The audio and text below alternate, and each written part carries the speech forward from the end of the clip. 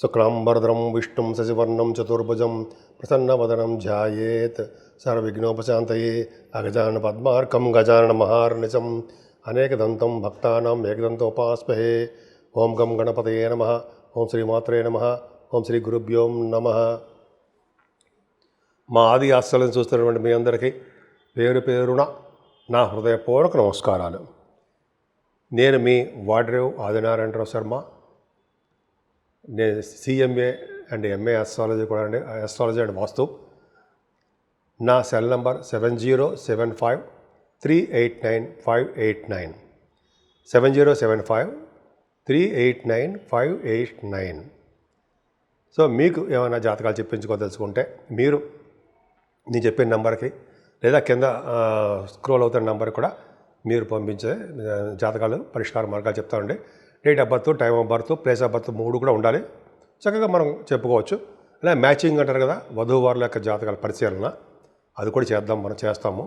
నేనే చేస్తాను. మీరు పర్సనల్గా టచ్లో ఉంటారండి. నేను టచ్లో ఉండడం కాకుండా మీరు కనుక ఫోన్ చేస్తే నేను బిజీగా ఉన్నా మీరు వాట్సాప్లో మెసేజ్లు పెట్టండి. తప్పకుండా నేను వెంటనే మీకు ఫోన్ చేస్తాను. నేను షూటింగ్స్లో ఉన్నా, జాతకాలు చెప్తున్నా, నేను మీకు అటెండ్ అవ్వలేకపోవచ్చు. ఏదేమైనా నేను చెప్పేవన్నీ కూడా శాస్త్ర ప్రకారము మా ఎగ్జామ్ ఎఫర్ట్స్ తోటి నేను చెప్తున్నాను. జాతకాలు ఇవన్నీ కూడా తెలుసుకోవడం వరకు మాత్రమేనండి. భయపడాల్సిన అవసరము, చింతించవలసిన అవసరము, అసలు భయపడాల్సిన అవసరం ఏమీ లేదు. ఏ గ్రహాలైనా మన ప్రాణహాని ఏమాత్రం చెయ్యవు. కాకపోతే తెలుసుకోవడం కోసం మాత్రమే నేను ఇవన్నీ కూడా చెప్తాను. అందరూ కూడా దయతో స్వీకరించవలసిన ప్రార్థన. పైగా అంటే స్వీకరించవలసిన ప్రార్థన అంటే మీరు జాగ్రత్తగా చూడండి తప్ప మీరు సీరియస్గా యాక్షన్ తీసుకోవడం అటువంటివి ఉండకూడదు. యాక్షన్ తీసుకోవడం అంటే మీకు మీరు భయపడిపోవడము ఇవన్నీ అదేం లేదు. అన్ని గ్రహాల గురించి ప్రభావం తెలుసుకుంటాం అంటే అంతేకాదు. సరే అది పక్కన పెడితే నేను నా వీడియోస్ చెప్పినవి మీకు నచ్చితే లైక్ చేయండి, షేర్ చేయండి, సబ్స్క్రైబ్ చేయండి. ఇప్పుడు మనం జూలై 6th నుంచి 12th వరకు కూడా ఈ వారం రోజులు ప్లానెటరీ పొజిషన్స్ మనకి ఏమి ఇస్తారు, మనం ఎట్లా ఉండబోతున్నాం అనేది మనం తెలుసుకుందామండి. కుంభరాశి వారికి ఈ వారం మొత్తం కూడా ప్రయాణాలతోటి మీకు కాలక్షేమం చేసేస్తుంటారు. బహుశా ఫారిన్ కంట్రీస్కి వెళ్ళడానికి అవకాశాలు ఎక్కువ. అలాగే మీ రాశిని కూడా కుజుడు అలాగే గురుడు చూడడం వల్ల రాహు వల్ల దోషాలు పరిహారం అయి తీరతాయి. రాహు చికాకులు కల్పిస్తుంటాడు, మనస్పర్ధ కల్పిస్తుంటాడు, అనారోగ్య సమస్యలు కలిగేట్ చేస్తుంటాడు. ఇలాగ అన్ని రాహుల మీ రాశిలో ఉన్నటువంటి రాహు మంచి చేయడు. కానీ ద్వితీయ భావంలో ఉన్న శని కూడా అంత ఇబ్బంది మంచి ఏం చేయడండి. ఆయన కూడా మీ కుంభరాశి కాబట్టి మోకాళ్ళ నొప్పులు, కీళ్ళ నొప్పులు అవి ఉండేటి చేస్తుంటాడు. ద్వితీయ భావంలో ఉండడం వలన శనీశ్వరుడు 12th హౌస్లో ఆడడం వల్ల విదేశ పర్యటన చేయడం, డబ్బు సంపాదించుకోవడానికి వెళ్తారు, కష్టపడతారు. ఏది కూడా త్వరగా మీకేం రావు, కష్టపడిందే ఏది రాదు. కాబట్టి శనీశ్వరుడు ద్వితీయ భావంలో ఉండడం వల్ల బాగా కష్టపడండి, డబ్బు సంపాదించండి. అంతేకాకుండా మీ రాశి వారికి శుక్రుడు ప్రభావం బాగుందండి. అంటే సంగీతంలో బాగా రాణిస్తారు. వస్త్రాలు, ఆభరణాలు, వాహనాలు మీ జాతక ప్రకారం, మీ రాశుల జాతకాల ప్రకారం కొనుక్కుంటారు. అలాగే వ్యవసాయదారులు కూడా మంచి పంటల సక్సెస్ఫుల్గా ఉండడము, శుక్రుడు ప్రభావం వలన చాలా మంచి యోగం కలగడానికి అవకాశం ఉందండి. ముఖ్యంగా తల్లిగారికి ఆరోగ్య పరిస్థితి దినదిన ప్రవర్ధమానం అవుతూ ఉంటుంది. ఏదైనా పుత్ర సంతానం జరగడం మీ ఇంట్లో కలగడానికి అవకాశాలు రవిగురుల వల్ల కలగబోతుంది. పైగా రవిగురులు పంచమస్థానంలో ఉన్నారంటే సంతానం మీ సంతానానికి మీ జాతకం వల్ల డెవలప్మెంట్స్ ఉంటాయి. వాళ్ళు ఎటువంటి పొజిషన్లో ఉన్నా, ఎటువంటి కోర్టు సంబంధించిన విషయాల్లో కానీ, ఎటువంటి లా సంబంధించిన విషయాల్లో కానీ, అదే వివాహాలు కాకపోవడంలో కానీ ఉన్నా సరే మీరు విజయం సాధిస్తారు. వాళ్ళకి చాలా బాగుంటుంది.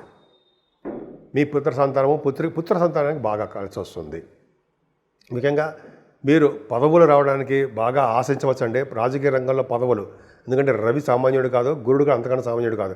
ఇద్దరు వలన పొలిటికల్ రంగంలో ఉన్న వాళ్ళకి పదవులు వస్తాయండి. ప్రజాదరణ, ప్రజాభిమానం, ప్రజాసేవ చేసుకుంటూ మీరు ఉంటారు. అంతేకాకుండా పంచమస్థానం బాగుండడం వల్ల స్టాక్ మార్కెట్లో వాళ్ళకి దినదిన ప్రవర్ధమానం అయిపోతుంటారు. బాగా మీ స్టాక్ మార్కెట్లో వెల్ ఎక్స్పీరియన్స్డ్ పర్సన్స్ కూడా ఉంటారు, వాళ్ళకే బాగా జరుగుతుంది. అంతేకాదండి సినిమా రంగంలో, సాహిత్య రంగంలో రచయితలుగా బాగా డబ్బు సంపాదిస్తారు. అలాగా పంచమస్థానం ఒకదాని తర్వాత ఒకటి బాగుందండి. అలాగే 6వ భావంలో బుధుడు, మేనమామలకి పెట్టింది పేరు అంటారు సార్ బుధుడిని. 6వ భావంలో ఉన్నంటే మేనమామలు 100 సంవత్సరాలు బతుకుతారంటారే. అలాగా బుధుడు ఉండడం వలన మేనమామలకు చాలా ఆయుర్దాయం బాగుంటుంది.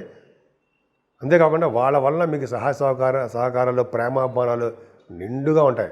మీ మేనమామలు చిన్నప్పుడు ఎత్తుకుని తిరిగారు కదండి మిమ్మల్ని. ఎంతో ప్రేమగా ఉంటారు మీ మేనమామలు మీ మీద. అంతే కదా, అంతే కదండి. సరే పక్క పెడదాం. మీరు ఎటువంటి ప్రాబ్లమ్స్ లేకుండా బుధుడి వలన చక్కగా మీరు విదేశాలు తిరగడము, అనుకున్న పనులను సాధించడం జరుగుతుంది. కానీ సప్తమ స్థానంలో కుజుడితో కలిసిన కేతు అంత అద్భుతమైన వాళ్ళేం కాదు. అంటే మీరు చేస్తున్న వ్యాపారాల్లో నష్టాలు రావడము, ముఖ్యంగా సాఫ్ట్వేర్ రియల్ ఎస్టేట్ రంగంలో ఉన్న వాళ్ళకి నష్టాలు కాదు, కానీ భూములు అమ్ముడుపోలేకపోవడము, లేకపోతే భూములు కాకపోతే అపార్ట్మెంట్స్. అంతేకాకుండా మీ భార్యాభర్తల విషయంలో కూడా చిన్న చిన్న మనస్పర్ధలు దూరం అవ్వడము జరగడానికి అవకాశం ఉందండి. ఏదైనా అష్టమ స్థానానికి శని చూడడం వల్ల మీరు కొద్దిగా హెల్త్ ప్రాబ్లమ్స్ ఇష్యూస్ వస్తూ ఉంటాయి మీకు అని అర్థమవుతుందండి. హెల్త్ ఇష్యూస్ ఉంటాయి, జాగ్రత్తగా ఉండండి. ఆరోగ్యం చాలా జాగ్రత్తగా చూసుకోండి, అదొక్కడే చాలు. పైగా చూడండి, భాగ్యస్థానానికి భాగ్యస్థానంలో చంద్రుడికి గురుదృష్టిలో భాగ్యం బ్రహ్మాండ గురుదేవట్ల.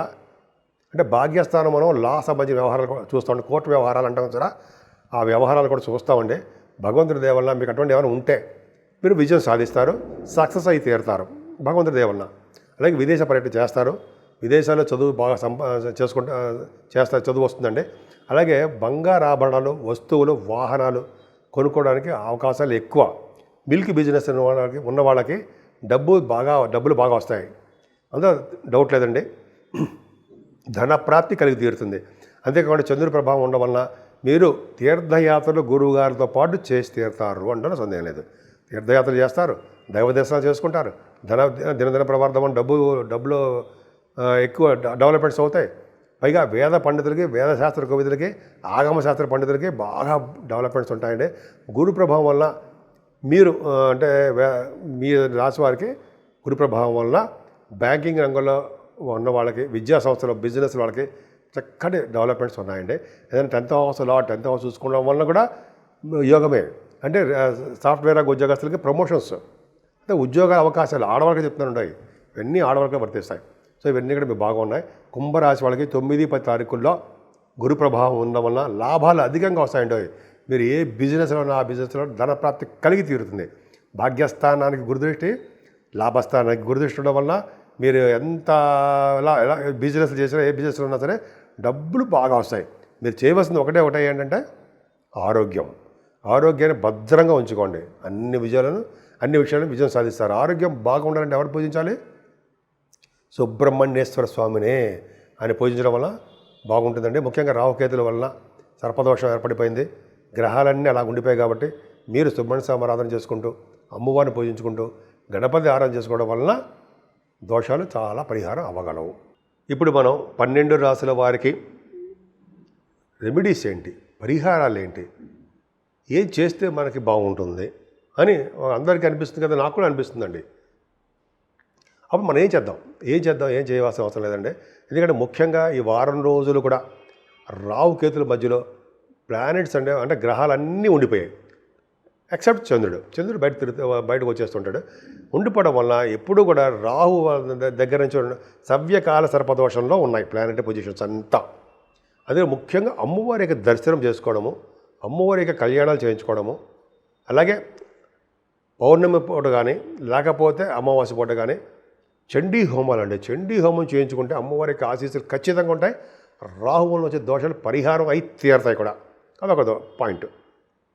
రెండో పాయింట్ ఏంటంటే కేతువు సింహరాశిలో కుజుడితో కలిసి ఉన్నాడు, సర్పదోషం. ముగ్గురు అలాగే ఉన్నారు. ముగ్గురు అంటే రాహువు, కేతువు, కుజుడు కూడా. ఇలా కుజకేతువులు సింహరాశిలో ఉన్న వాళ్ళకి అంటే మంచిదే, కానీ చిన్నపాటి దోషం కూడా. కాబట్టి మనం కేతువు కంట్రోల్కి రావాలంటే గణపతి ఆరాధన, నిత్యము గణపతి పూజించడం. కొంతమంది అయితే లక్ష్మీ గణపతి హోమం చేసుకుంటారు, అది పవర్. అయితే లక్ష్మీ గణపతిని పూజిస్తారు, అదొక అద్భుతం. అయితే గణపతిని ఆరాధన చేసుకుంటూ, పౌర్ణమి పూట ఆరాధన చేసుకుంటూ, మీ పేరున పూజలు చేసుకుంటూ ఉంటూ, స్వామివారికి గరికి సమర్పించుకుంటూ ఉంటే ఇంకా చెప్పాల్సిన పనే లేదండి. పైగా కుజుడు కూడా ప్రభావం మీకు ఉంది కాబట్టి సుబ్రహ్మణ్య స్వామి ఆరాధన కూడా చేసుకుంటూ ఉంటే అద్భుతమైన ఫలితాలు ఉంటాయి. ముఖ్యంగా శనీశ్వరుడి యొక్క దోషం కూడా మీ మీద ఉందండి, మీ రాశి వారికి ఉంది. కాబట్టి శనీశ్వరుని ఎప్పుడు వదలకూడదు, తైలాభిషేకాలు చేసుకుంటూనే ఉండాలి. అలాగే ఆయన స్వామివారి చుట్టూ ప్రదక్షిణ చేస్తూ, అలాగే అక్కడ మీకు పూజ చేయించినటువంటి బ్రాహ్మణ వారికి దక్షిణ ఇస్తూ, ప్రదక్షిణ చేస్తూ మీరు అలా ఉంటే చక్కని ఫలితాలు మీకు వచ్చి తీరుతాయండి, అందులో డౌటే లేదు. పక్కనే ఆంజనేయ స్వామి వారు ఉంటారు. ఆంజనేయ స్వామి వారు కూడా తమలపాకులతో పూజించడం వలన, ఆయన్ని సింధూరంతో సమర్పించడం వలన, అలాగే ఆ స్వామివారికి అప్పాలు సమర్పించడం వలన, అలాగే చేసుకుంటుండడం వల్ల శనీశ్వరుడు వచ్చే దోషాలు చాలా మటు పరిహారం అవుతాయి. అంతేకాదండి, మెయిన్ ఇంపార్టెంట్ అంటే శివాభిషేకాలు. శివాభిషేకం మన అందరికీ కుదరదు కదండి.